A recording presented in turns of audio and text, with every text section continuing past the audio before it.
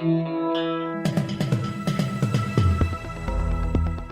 listening to the Betoota Advocate's weekly news wrap on Desert Rock FM 96.5. Welcome back to the Betoota Advocate Weekly News Bulletin, recording here from the heart of the Queensland Channel Country, down in Betoota's Old City District at the Desert Rock FM studios. My name is Clancy Overell, editor of the Betoota Advocate, joined, of course, by Errol Parker, editor-at-large. And recording from home today, because he had a scratch in his throat, is Wendell Hussey, the K-McGrath of the Diamantina Shire. How are you all, gentlemen? I'm all right, mate. It's a bit sad to see what's happening in our capital cities down south. If only they, would wake up to themselves and kind of see that, is this really worth, this much of an economic ruin over, just saving the lives of, a few people that shouldn't really be alive. Oh, anyway. okay. Well, what about you, Wendell?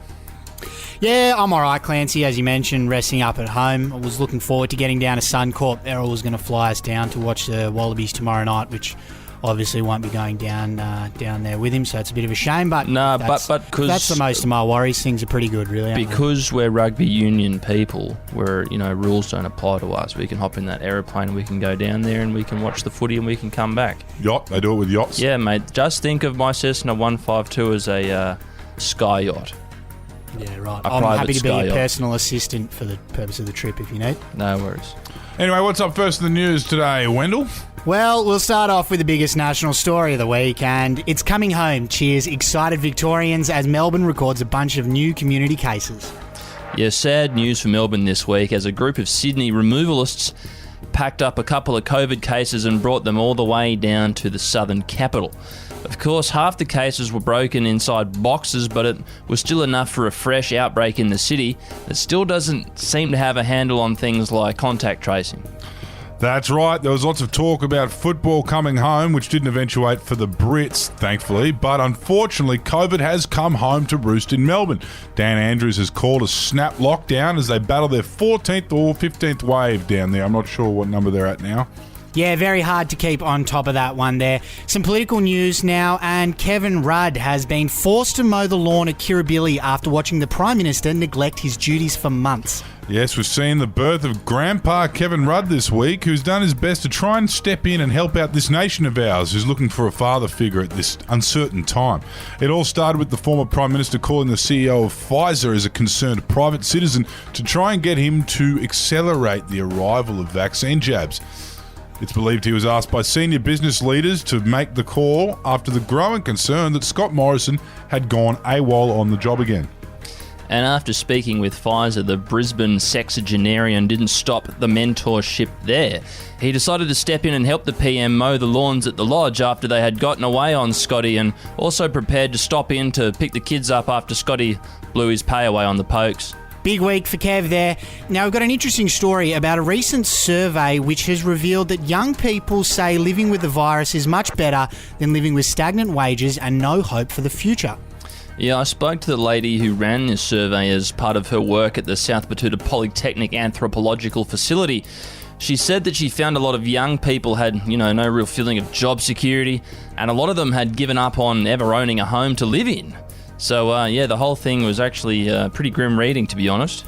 Yeah, there's plenty of affordable places out the back of Betoota Ponds at the moment, right near the industrial estate and the wetlands, but, millennials do like to complain. They were raised by flower children after all. The general findings from this report was apparently young people want us to just get on with things and start looking to the future, of which they have nothing promised to them. Yeah, I think that's a sentiment that Errol holds as well. In some other news from our little desert outpost, and a local woman has sent off her tax return, unsure if she's committing tax fraud. Good, so should you, young lady. If you live up in this part of the world, the roads are fucked, the health system's held together by duct tape, and kids who can't afford the hoot in school sit in fucking demanimals in the middle of summer and in the depths of winter. You should be defrauding the fucking tax man. It's not like he's going to spend it properly anyway. Righto, Errol Parker might not get into the merits of tax fraud on this program today, but this local Betoota Heights woman, Emily Wilson, says although she's filed a few tax returns in her life, she's fairly confident it's all by the book. but she does perpetually live in fear of that MyGov notification popping up in her inbox to tell her it's all over and to hand herself in. Don't worry, Emily, you'll be all right, and you're certainly not alone. Yeah, and some news from the sports world now, and a third grade prop reckons he's as puffed as the woman on the spicy cough ad by the first scrum every weekend. Yes, it's certainly raised a few eyebrows, this new scare campaign telling people to go and get vaccinated, even though there aren't enough vaccines. But one local rugby stalwart reckons it's just made him shrug, saying he's been that breathless numerous times over the past few weeks. Yeah, he said, and I quote, "I feel like that after 8 or 9 phases of play and you're just crying out for some dopey centre to drop the fucking ball or someone to boot the pill out in a touch on the full so you don't have to run up the field any further. I could have done with a ventilator a few times last week. You don't hear me complaining." Yeah, he makes a valid point. You know, playing football when you're fucking fat and unfit is probably worse than dying of coronavirus. Yeah, the only thing worse than that is getting tackled on the cricket pitch. Anyway, that is all I've got in front of me for this news wrap, so unless you fellas have anything else to add, I think we'll leave it on that note. No, just to do your own research with these vaccines. Hooroo, that'll do!